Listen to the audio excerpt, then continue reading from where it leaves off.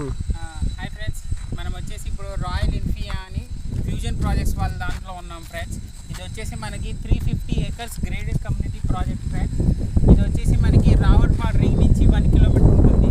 ఇది వచ్చేసి మనకి ఎస్ఎల్వి విలాస్ నుంచి 300 meters ఉంటుంది. ఇది వచ్చేసి మనకి ఇక్కడ నుంచి మనకి చూస్తుంటే 300 acres అంటే దీంట్లో దగ్గర మనకి